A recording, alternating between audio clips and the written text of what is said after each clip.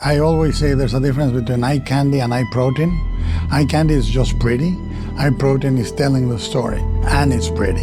Is it a majestic moment? Is it a moving moment? Is it a godlike appearance of a character? And then you say, okay, how are we staging that particular piece of the opera? No, do not harm him. I'm here.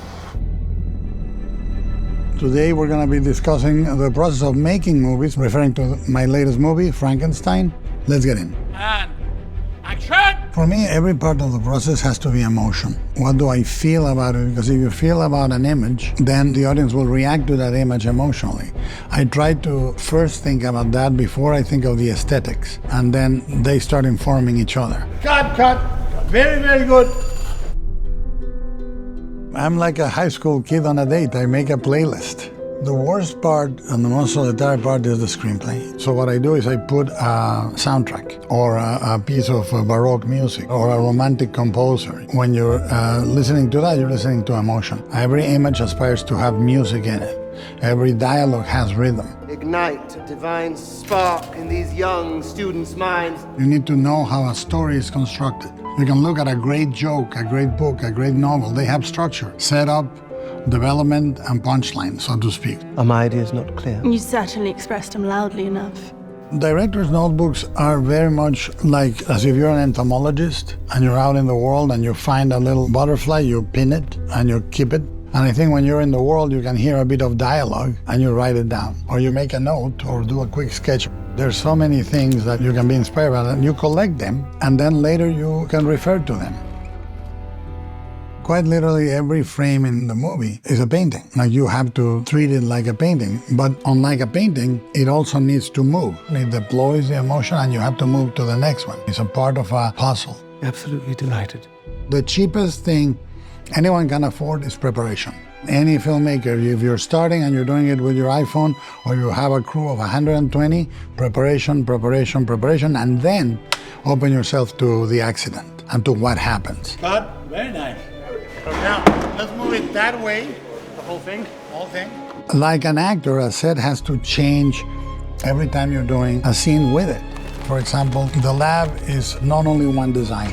Every time you go in, it changes. You have a huge window and the face of Medusa on the other side. That window can have overcast blue. Then you add the batteries, but they're green, they're not turned on. Then the batteries are on and they're red and it's raining outside. That's a different set. Then the operating table is laying flat with the cadaver horizontal. That's another set. Then it raises like a crucifixion in the shape of a Y. That's another set. Everything has to work together. Cinematography is wardrobe. Wardrobe is set design. Set design is wardrobe and cinematography. What the director does is conduct these things to join together in a single emotion. People get up.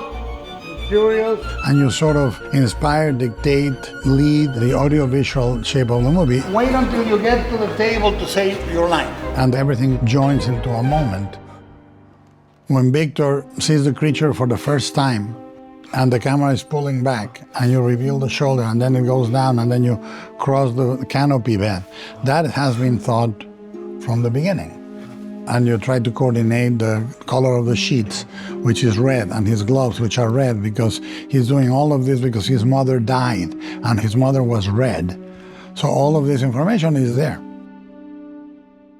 I believe that the center of the bullseye of a movie is the monster. Where does this monster live? And you design the movie around it. For example, I don't want it to look like an accident victim. I want it to look like something newly minted, firstborn. So I do no scars with stitches or blood. And we wanted to make him beautiful, because if Victor has been looking forward to creating that, it should look superior to man. Again, the monster has to change every time you see him. First, we start almost like a polar bear coming out of the fog and the ice to attack the ship. Then you don't see him for another 30, 40 minutes, and when he comes out, he's in bandages. And then you see it without bandages and he's bald, and then he starts growing the hair and he has a cassock, and then he has long hair in the cassock, and then he's covered in fur and boots. There has to be an evolution to a monster. The monsters I try to design have an aesthetic signature that makes them all feel that they came from the same hand and the same mind. There's a beauty, an ornamental quality to the creatures that makes them almost like moving sculptures. I added some glyphs to the design of Hellboy. Those glyphs are also in the fawn in Pan's Labyrinth. The smoothness of the pale man in Pan's Labyrinth is similar to the smoothness of the body of the creature in Frankenstein, and they are very much operatic. With them steps in a whole world. I just love them. I tried to, in designing the creatures, to look at solutions that came from painting or sculpture. It comes from admiration. I favor everything real as much as you can. I believe that people can tell when a set is real, when a makeup is real, when a prop has been made by human hands. There is a level of awe when you are in front of something real. When we opened the movie, all the stunts where the creature is throwing people around, none of them is digital. All of them are real cable stunts. I said, I don't want to take over with a digital double. I want it to be real.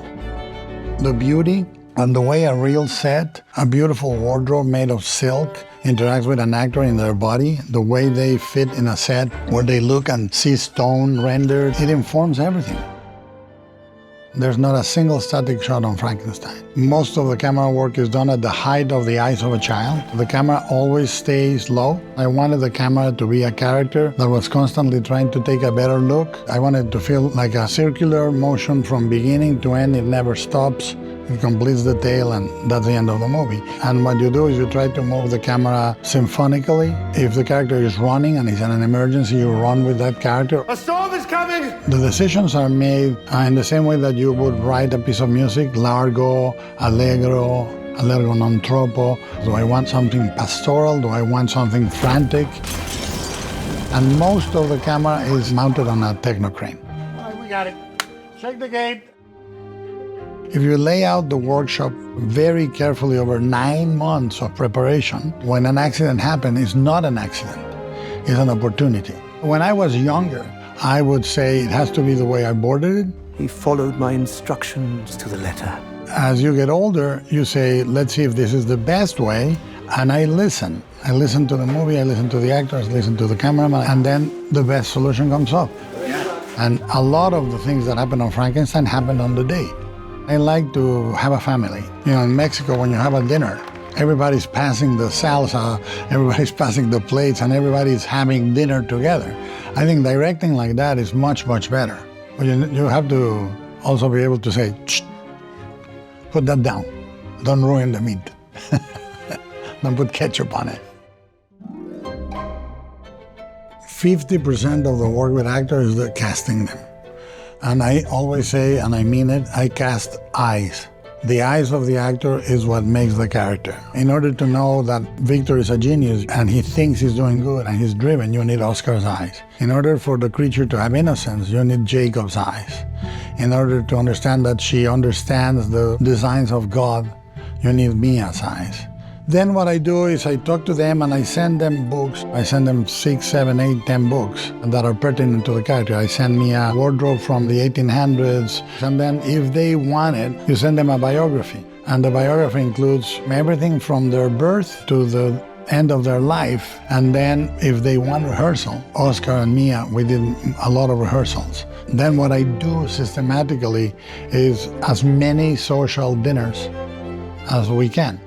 I know, because I don't like the personality of the director, the star. I don't like mystique. I think mystique is a lie. You have to be a human being that screws up. And then on the day, actors are completely different. Can you try it again?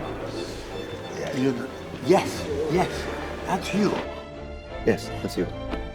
That's you. All right? Some actors are good on the first take. Some actors are good on the fourth take. Some actors are good changing from one take to the other. And the director is there, honestly, not to cramp their style, but to harmonize it and conduct it. You tell the guy that's good on the first one, wait until we get to take 3, and then give me one. You try to coordinate their tempos. Jim Cameron gave me a piece of advice that I said to him one day, what's the first rule of directing? And he said, 8 hours of sleep. And he's absolutely right. The machine needs recharge. because every pore has to be open, every piece of the mind has to be awake.